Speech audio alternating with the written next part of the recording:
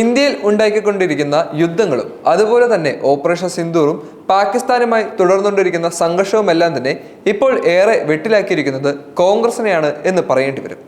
ശക്തമായ ഒരു നിലപാട് സ്വീകരിക്കുന്നതിന് പകരം വ്യത്യസ്തങ്ങളായ അഭിപ്രായങ്ങൾ കോൺഗ്രസ് നേതൃത്വത്തിൽ നിന്നും ഉയർന്നത് കോൺഗ്രസിന്റെ വോട്ട് ബാങ്കിനെയാണ് വീണ്ടും പ്രഹരമേൽപ്പിക്കാൻ പോകുന്നതെന്നും വ്യക്തമാവുകയാണ്. ഇന്ത്യയുടെ എത്ര യുദ്ധവിമാനങ്ങൾ നഷ്ടമായെന്ന് കേന്ദ്ര സർക്കാർ വ്യക്തമാക്കണമെന്ന് ലോക്സഭാ പ്രതിപക്ഷ നേതാവ് കൂടിയായ രാഹുൽ ഗാന്ധി ആവശ്യപ്പെട്ടത് കോൺഗ്രസിന് തന്നെ തിരിച്ചടിയായിരിക്കുകയാണ് ഇപ്പോൾ.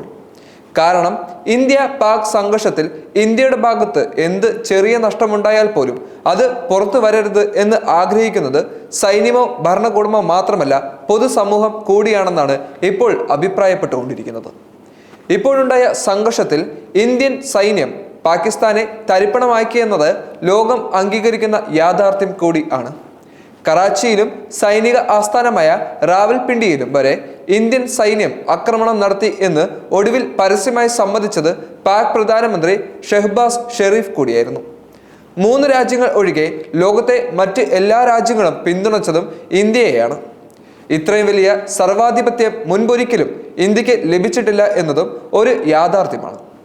വസ്തുത ഇതായിരിക്കെയാണ് കേവലം രാഷ്ട്രീയ താല്പര്യം മാത്രം മുൻനിർത്തി രാഹുൽ ഗാന്ധി ഇപ്പോൾ രംഗത്ത് വന്നിരിക്കുന്നത്. ഉടൻ നടക്കാനിരിക്കുന്ന ബീഹാർ, UP തിരഞ്ഞെടുപ്പുകൾ മുന്നിൽ കണ്ടാണ് രാഹുൽ ഗാന്ധി രംഗത്ത് വന്നിരിക്കുന്നതെന്നതും ഏറ്റവും പ്രധാനപ്പെട്ട ഒരു കാര്യമായി മാറി.